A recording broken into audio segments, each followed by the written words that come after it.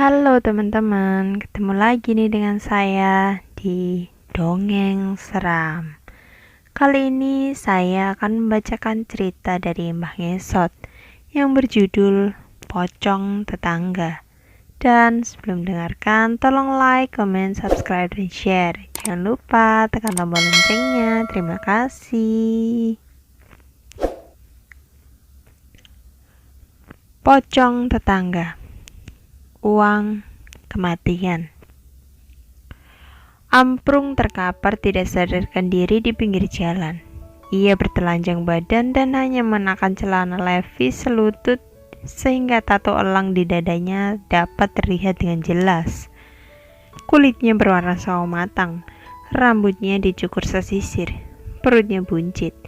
Ia terlihat kumal seperti tidak terurus. 1-2 mobil truk pengangkut pasir melintasi Amprung. Deru mobil itu tidak mengusiknya sama sekali. 2 buah botol bir kosong tergeletak di samping Amprung. Kedua kakinya nyeker. Entah raib kemana alas kakinya itu. Semalam memang menjadi malam yang panjang bagi Amprung. Dia kalah berjudi di pasar Kliwon dan dibuang begitu saja oleh sopir truk di pinggir jalan. Amprung memang seorang penjudi berat. Teman-temannya di pasar Kliwon itu adalah para pedagang kaki lima yang kalau malam ikut berjudi dengan Amprung. Nasib Amprung selalu buruk. Ia lebih sering kalah ketimbang menang. Seperti tadi malam. Usai menjual cabai hasil curian dari kebun tetangganya, Amprung langsung pergi ke pasar Kliwon untuk bermain judi dadu. Awalnya Amprung sempat menang. Uangnya bertambah berkali-kali lipat. Sayangnya, dia malah kembali kalah dan semua uangnya ludes. "Uang kau sudah habis, mau gimana lagi?" tanya Kohar, pedagang ikan lele yang ikut berjudi. "Ya Amprung, sudah, sana pulang." Sukarta, si bandar judi yang juga berprofesi sebagai pedagang sayuran, mengusir Amprung sambil tertawa. "Sebentar lah bang, aku masih mau main ini." Amprung masih penasaran. Dia yakin kalau terus bermain pasti akan menang. "Ya, main pakai apa?" Kohar meledek Amprung. "Yuk pasang," ajak bandar. 5 orang melemparkan uangnya pada papan dadu. Sangat mudah bermain judi dadu ini. Ketika bandar sudah memberi aba-aba untuk bermain, para penjudi tinggal menaruh uangnya di atas papan yang bergambar butiran nilai dadu, semacam gambar pada kartu gaple. Amprung bengong saja melihat mereka bermain. "Sebaiknya kau pasang nomor 6, saran Amprung pada salah satu penjudi. "Halah, diam kau." Dia tidak mau menerima saran dari sang pencundang. Salah satu permainan selesai, Amprung melirik Sardi, temannya satu kampung. "Bung, aku mau ngutang uang dulu sama kau," bisik Amprung. "Yang minggu lalu juga belum kau bayar, Brung." Sardi kesal. "Ini yang terakhir, aku janji pasti bayar." Dengan terpaksa, Sardi minjamkan uangnya. Amprung kemudian berjudi kembali. Sialnya, dia tetap kalah dan semua uangnya habis. Amprung menyerah. Dia rasa cukup untuk malam ini. Saatnya pulang. Tapi teman-temannya tidak membiarkan pulang. Mereka malah mengajaknya minum bir gratis. Bir murahan itu mereka beli di pinggir jalan. Amprung mabuk berat. Salah satu temannya sengaja menjahili Amprung. Ia ditelanjangi dan dinaikkan ke atas truk pengangkut beras, lalu paginya sang sopir truk membuang Amprung di pinggir jalan. Dari kejauhan, seorang sopir truk menyadari kalau ada orang yang sedang tertidur di pinggir jalan. Sopir itu membunyikan klakson saat melintas di depan Amprung. Seketika saja, kepala Amprung bergerak. Ia akhirnya sadarkan diri. Amprung mencoba untuk bangkit. Dari kejauhan, ia mendengar sayup-sayup suara speaker dari masjid. Inna lillahi wa inna ilaihi rajiun. Telah berpulang ke rahmatullah. Tiba-tiba sebuah mobil pickup melintas. Suaranya mengganggu pendengaran Ambrung. Entah siapa yang meninggal. Ambrung juga tidak tahu sekarang dia sedang ada di mana. Yang jelas, ada satu hal yang membuatnya senang. Kebetulan sekali, ada orang yang meninggal. Itu artinya dia akan dapat uang. Sudah menjadi hal lumrah kalau di suatu kampung ada yang meninggal, maka setiap orang yang ikut mensolatkan jenazahnya akan diberi uang sedekah. Mereka biasa menyebutnya uang kematian. Segera, Ambrung beranjak pergi. Ia menuju sumber suara tersebut. Di belakang rumah salah satu warga, Ambrung bersembunyi. Ia mencuri baju koko dan sarung di jemuran lalu mengenakannya. Tidak ada satupun yang mengenali Ambrung. Ia membaur dengan kerumunan warga di halaman masjid untuk menyolatkan jenazah. Tanpa disengaja, Ambrung melihat sebuah amplop tebal yang tergeletak di bawah meja. Itu adalah uang untuk sedekah mayat. Ambrung tersenyum. Jiwa kriminalnya muncul. Pelan-pelan ia mendekati meja itu dan berhasil mencuri segepok uang. Ia lalu pergi dari kerumunan warga. Nanti malam, uang itu akan ia gunakan untuk berjudi. Setelah selesai salat jenazah, pihak keluarga panik. Mereka menangis karena uangnya hilang dicuri. Siapapun yang mencuri uang sedekah bapakku, aku sumpahi dihantui pocong, teriak Jubaidah sambil menangis. Ambrung tidak langsung pulang ke rumah. Uang itu ia bawa ke pasar Kliwon untuk berjudi, dan lagi-lagi dia kalah. Semua uangnya ludes. Dia bahkan ngutang lagi ke temannya. Jangan pulang dulu lah, kita mabuk lagi, Brung, ajak temannya. Enggak ah, kalian tega sama aku. Ambrung menjingkirkan lengan temannya dari pundaknya sendiri. Kali ini kita gak bakal jahilin kamu lagi, Brung. Gak, aku ngantuk, mau pulang. Dari kemarin belum pulang. Istriku pasti khawatir. Ambrung pulang naik angkot. Angkot di sana memang beroperasi 24 jam. Kebetulan angkot yang ia naiki sepi penumpang. Sepanjang perjalanan, Ambrung mencoba untuk ngobrol dengan sopir angkot. Tapi sopir itu hanya menjawab singkat-singkat saja, seperti sedang malas diajak bicara. Saat melintasi perkebunan bambu, dari kaca belakang angkot, Ambrung melihat bayangan orang yang sedang berdiri di tengah jalan. Anehnya, walau angkot yang ia tumpangi terus melaju, bayangan itu tidak mau hilang. Aneh. Ambrung menggelengkan kepala. Ambrung perhatikan bukannya semakin menjauh, bayangan itu malah semakin dekat. Pak, ada orang yang ikutin kita, kata Ambrung pada sopir angkot. Mana uang saya? Bukannya menjawab, si sopir angkot malah minta uang. Uang? Ambrung menoleh ke arah kemudi. Ambrung berteriak. Ia terkejut melihat pocong di kursi kemudi. Ia kemudian lompat dari angkot lalu tersungkur ke aspal. Kaki dan lengannya berdarah. Angkot tadi berhenti lalu perlahan berjalan mundur mendekati Ambrung yang masih kesakitan. Jangan ganggu. Angkot itu mendekat. Ambrung bangkit lalu lari sekuat tenaga. Sesekali ia menoleh ke belakang. Angkot itu terus mengejarnya. Ada sebuah jalan kecil di sebelah kanan.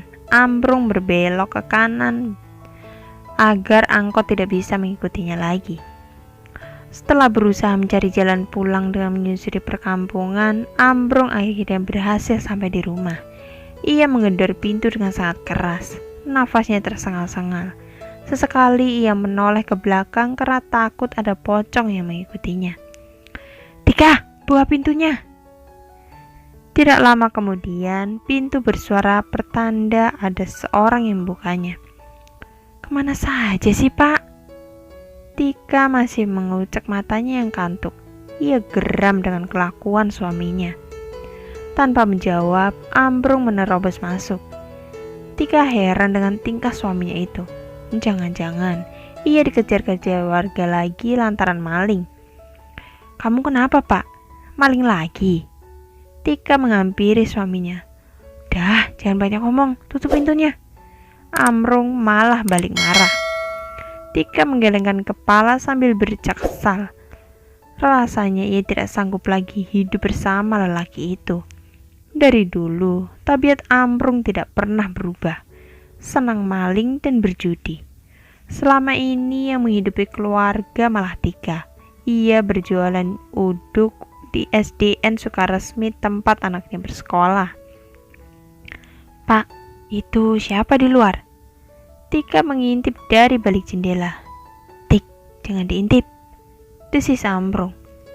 Tika beranjak menghampiri suaminya yang sedang berbaring ketakutan di atas sofa butut. Dia ngeliatin rumah kita terus, Pak. Aku gak bisa lihat wajahnya samar gitu, kata Tika. Ambrung menarik lengan istrinya ke kamar. Di sana ada anak perempuan mereka yang sedang tidur pulas.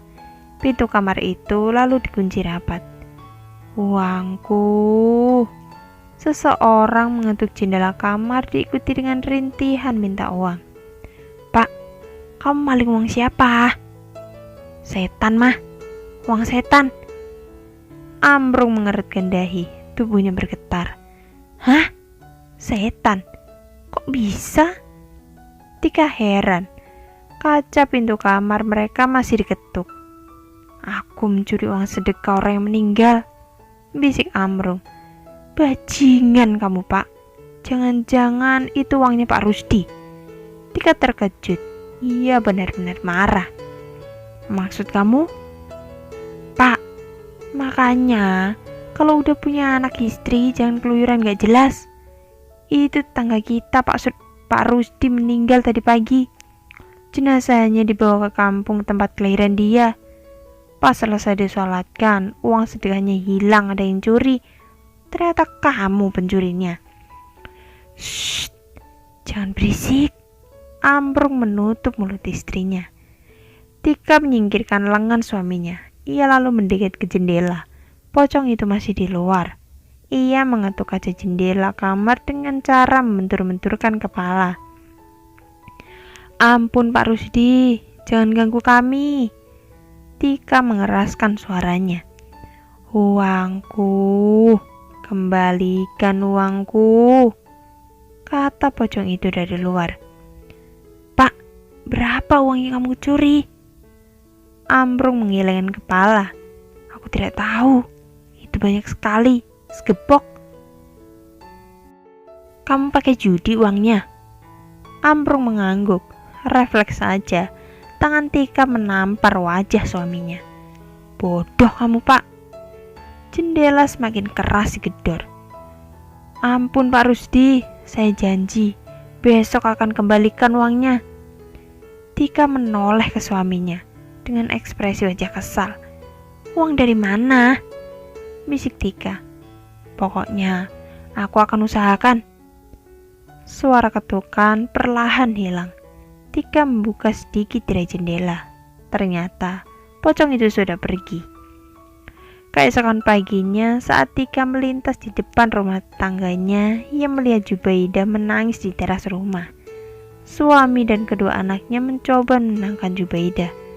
Wanita itu masih belum ikhlas uang sedekah bapaknya dicuri orang. Padahal itu uang tabungannya selama bertahun-tahun. Ibu kenapa? Tanya Amila. Ia menengadah ketika yang tiba-tiba mempercepat langkah. Gak apa-apa nak, ayo nanti kamu terlambat masuk kelas. Tika menarik lengan anaknya, memintanya untuk mempercepat langkah. Amila menoleh ke arah pohon jambu. Bu, ada yang ngeliatin kita, katanya sambil menunjuk. Tika memperhatikan pohon jambu di pinggir jalan, tapi tidak ada siapa-siapa di sana. Udah, ayo cepat pergi. Tika tahu Itu pasti pocong semalam yang masih mengikutinya. Penangkal pocong. Pagi sekali, Ambrung sudah ada di pasar Kliwon. Pengunjung pasar sudah ramai. Para pedagang sibuk melayani pembeli, termasuk Sardi yang merupakan penjual ayam potong. Di tengah kesibukannya, Ambrung datang menghampiri Sardi. "Tolong aku, Di." "Apa lagi, Brung?" "Aku dikejar-kejar pocong." Sardi malah tertawa mendengarnya. "Pocong? Zaman sekarang mana ada pocong, Brung? Kau mengada-ngada saja." "Ini serius. Semalam aku datangi pocong. Ini salahku, Di." "Salah apa kau?" "Aku mencuri uang sedekah jenazah." "Hah? Sudah gila kau. Jenazah siapa?" "Tetanggaku, Di." Sardi menggelengkan kepala. Ia mencabut kembali goloknya. "Kau harus mengembalikannya, Brung. Uangnya banyak sekali dan aku tidak sanggup mengembalikannya, Di. Kau tahu tidak tempat dukun sakti dekat sini? Ada di kampung Cilengkong. Mbah Goto namanya. Dia dukun yang sakti. Kau ke sana saja. Siapa tahu dia bisa bantu." Ambrung mengangguk. Sardi dengan baik hati mau membantu Ambrung. Ia memberikan uang 200.000 untuk Ambrung agar bisa membayar dukun itu. Pagi itu juga Ambrung pergi ke kampung Cilengkong dengan naik ojek. Jalan menuju kampung itu rusak, berkerikil, ada banyak lubang di tengah jalan yang digenangi air hujan. Setelah sekitar 20 menit perjalanan, akhirnya Ambrung tiba di kampung Cilengkong. Rumah Mbah Goto terbilang bagus. Catnya berwarna putih. Pagar rumahnya dicat warna hijau. Di depan pagar itu ada spanduk bertuliskan tabib pengobatan alternatif. Selain dukun, ternyata Mbah juga seorang tabib yang bisa mengobati penyakit kiriman alias santet. "Ini benar rumahnya Mbah Goto?" tanya Ambrung pada tukang ojek. "Iya benar, saya pernah kesini sekali." Ambrung membayar ongkos ojek lalu melangkah menuju gerbang rumah Mbah Goto. "Permisi." Ambrung mengetuk kunci gerbang, menimbulkan bunyi nyaring.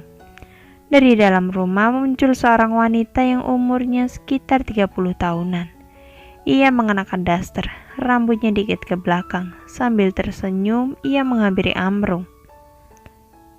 "Iya mas, ada keperluan apa ya?" tanya wanita itu sambil membukakan pintu gerbang. "Saya mau bertemu dengan Mbah Goto. Apa beliau ada di rumah?" "Ada mas, silahkan masuk." Ambrung dibawa masuk ke dalam rumah. Ia sempat terkagum-kagum melihat isi rumah Mbah Goto. Banyak sekali koleksi patung yang terbuat dari kayu. "Mbah, ada tamu." Wanita itu mengetuk pintu kamar Mbah Goto. "Suruh masuk saja." Terdengar suara lelaki tua dari dalam kamar. "Silahkan mas, masuk saja ke kamar Mbah." Dengan sopan, Ambrung masuk ke dalam kamar Mbah Goto. Di sana, ia melihat Mbah Goto sedang santai di atas sofa sambil menonton TV. Kakinya diselonjorkan ke meja, yang menoleh pada Ambrung. "Silahkan duduk." Mbah Goto menurunkan kakinya. Ia bergeser memberi tempat untuk Ambrung. "Terima kasih, Mbah. Saya Ambrung. Saya mau minta pertolongan, Mbah." Mbah Goto masih memperhatikan layar TV yang menayangkan film kartun lawas. Sesekali ia tertawa. Ambrung mulai ragu kalau Mbah Goto ini dukun sakti. "Masalahnya apa?" tanya Mbah Goto. Ia kembali menaikkan kakinya ke atas meja. "Dikejar-kejar pocong, Mbah." Mbah Goto malah tertawa terbahak-bahak. Ia sekarang menoleh ke arah Ambrung. Tanpa diminta, Ambrung menceritakan apa yang sudah ia perbuat sehingga pocong itu mengejarnya. Mbah Goto mengangguk-angguk. tapi malah fokus kembali ke TV. Pocong itu minta uangnya kembali, tapi kau tidak mampu. Iya mbah, tolong bantu saya biar pocong itu pergi. Mbah Goto mematikan TV. Ia mengembuskan napas berat dan perlahan bangkit.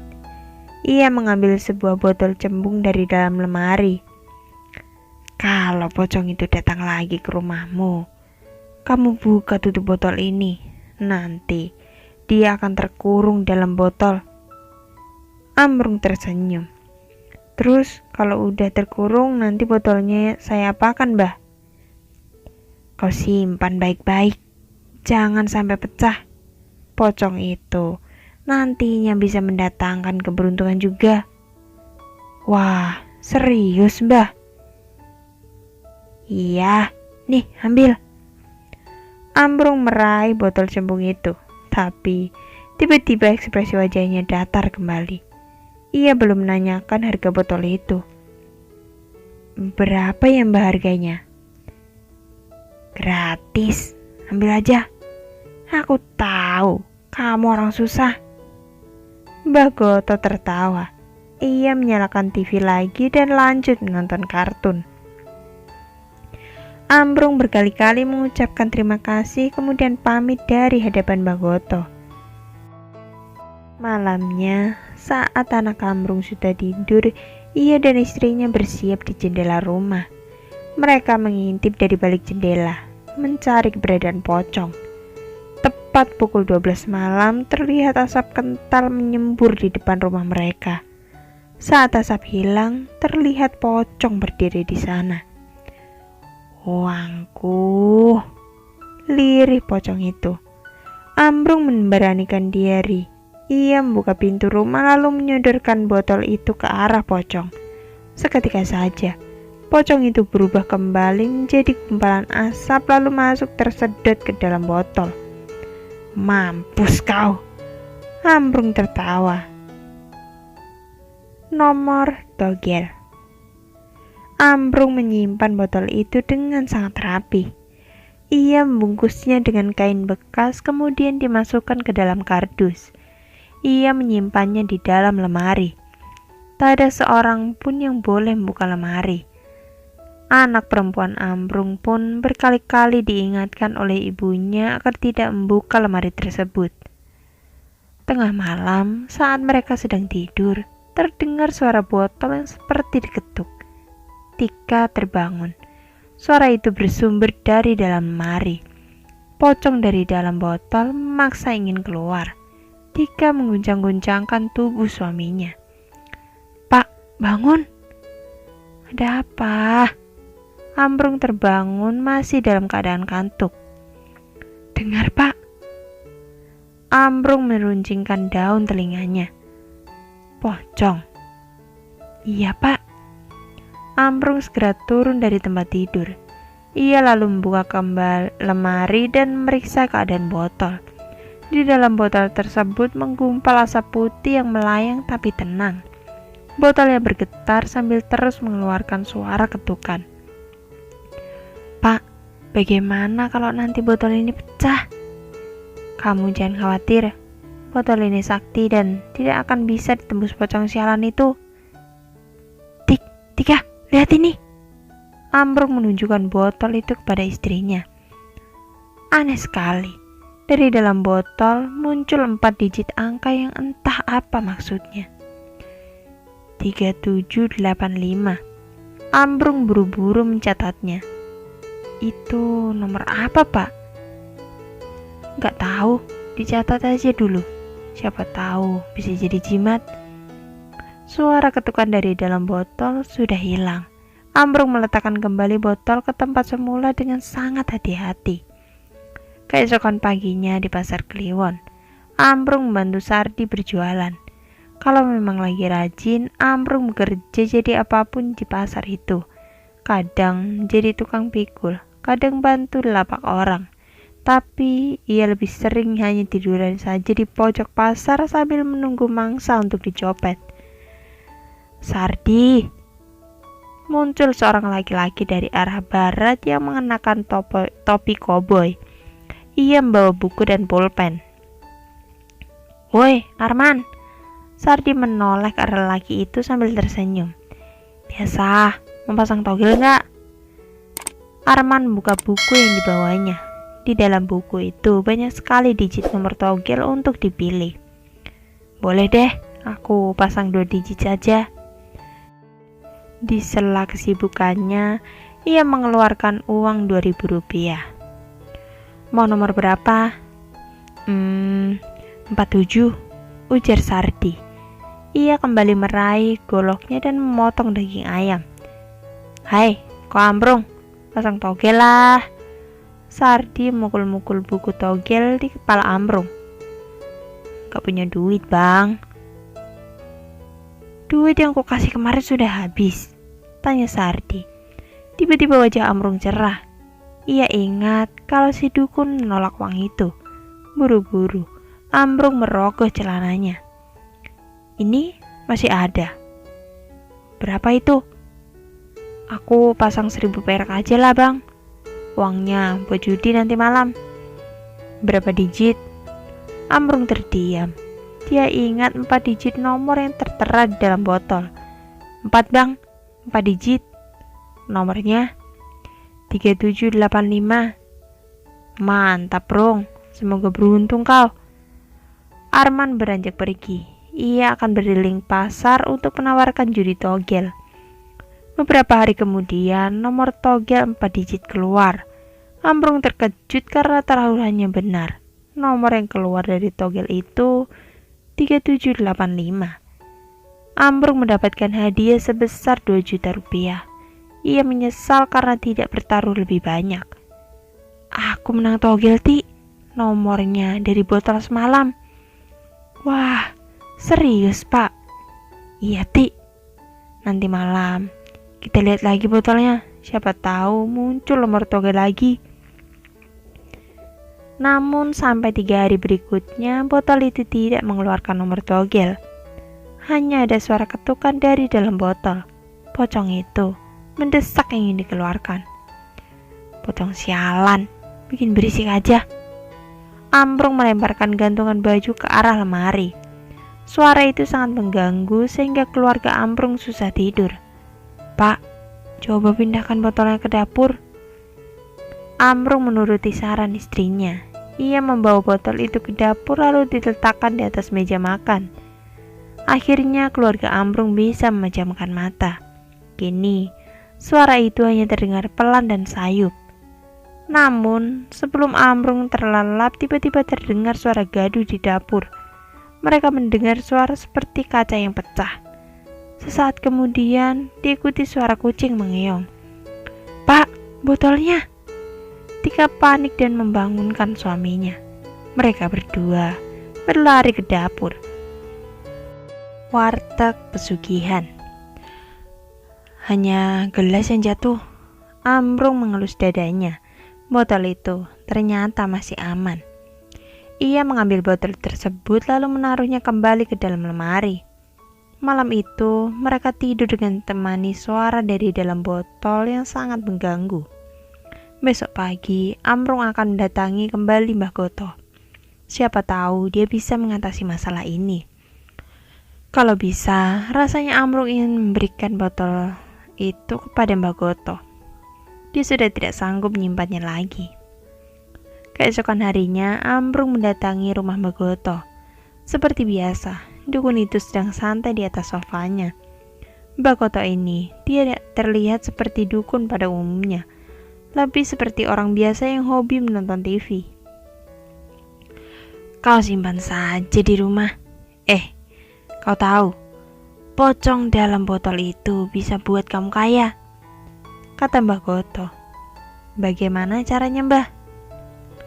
"Kamu coba buka warteg, letakkan botol itu di dapur.